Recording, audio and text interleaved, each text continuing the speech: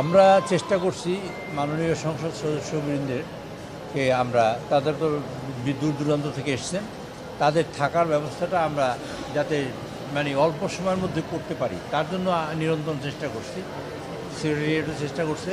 আমরা 10 তারিখের মধ্যে তাদের বাসা বরাদ্দ দিতে চাই, সে কারণেই এত ঘন ঘন মিটিং করতে হচ্ছে আমাদের। তো এখানে আমরা অনেক বিষয়েই কথা বলি, এগুলো তো গতানুগতিক কথাই হয়। তো সেক্ষেত্রে আমরা গত 28 তারিখে প্রথম যে মিটিং করেছি তার যে ডেভেলপমেন্ট আজকে হওয়া উচিত ছিল, কাঙ্ক্ষিত ডেভেলপমেন্ট আমাদের হয় না, মানে কাঙ্ক্ষিত মানে উন্নতি যা হওয়া দরকার ছিল তা হয় নাই। সেজন্য সচিব মহোদয়ের নেতৃত্বে আজকে সিদ্ধান্ত হয়েছে যে সকলে মিলে সচিব মহোদয়কে রিপোর্ট করবে এবং উনি তাদের সবাইকে নিয়ে মিটিং করবেন। সচিব সাহেব আবার নতুন এসেছেন গতকালকে, যেহেতু গতকালকে এসেছেন আজকে উনি সব দায়িত্ব বুঝে নিচ্ছেন, এখনও নিতে পারেন নাই, কিন্তু তারপরে তাকে এই দায়িত্ব চাপিয়ে দেওয়া হয়েছে এবং উনি এই মিনহোয়াইল তিনি আসার আগেই পূর্ত সচিবের সাথে কথা বলে এগুলো সিদ্ধান্ত নিয়ে রেখেছেন কী কী করতে হবে। তো উনি ভেরি পরিকর্মা বলে মনে হয়েছে এবং কাজের লোক। তো ইনশাল্লাহ আমরা সেটা খুব শীঘ্রই ফল পাবো। আমরা খুব তাড়াতাড়ি তাদের বরাদ্দ দিতে। আমাদের প্রায় 40টা আইটেম দরকার এক একটা হোস্টেলের জন্য।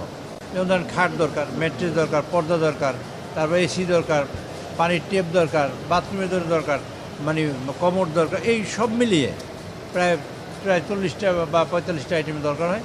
সব মিলিয়ে 6টা ডিপার্টমেন্ট আছে, তার ডিপার্টমেন্ট তারা মিলিয়ে বসে তারা কাজ করে সিদ্ধান্ত নেবে যাতে আমরা 10 তারিখের মধ্যে বাসা দিতে পারি। তো আমরা চেষ্টা করছি সেই হসপিটালের কী কী সাপোর্ট আছে এবং সাপোর্ট দিয়ে কী কী সাপোর্ট আমরা মাননীয় এমপি মহোদয়দের এবং মন্ত্রী মহোদয়দের দিতে পারি সেগুলো আমরা ওয়ার্কআউট করছি। তার একটা রিপোর্ট আমরা তৈরি করে দিতে বলছি আমাদের কাছে।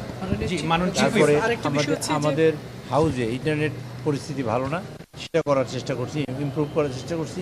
সংবিধান সংশোধন কমিটি গঠন করার প্রস্তাব তো বিরোধী দল থেকে দেওয়া হয়নি, সরকারি দলের পক্ষ থেকে দেওয়া। আপনি তো সেইভাবে বলবেন। সরকারের সদিচ্ছাটা আপনার দেখতে হবে। সরকারের অত্যন্ত সদিচ্ছা আছে যে সংবিধান সংশোধন করতে হবে, আমাদের অনেক কিছুই করতে হবে। কাজেই সেই সংবিধান সংশোধন করার জন্য একটা কমিটি হবে, সেটা হলো আমরা সকল দলের রিপ্রেজেন্টেটিভ রাখতে চাই। তারপরে আনুপাতিক হারে যার বিরোধী দলের রিপ্রেজেন্টেটিভ যারা থাকে স্বতন্ত্র মধ্য থেকেও আমরা 1 জনকে রাখতে চাই।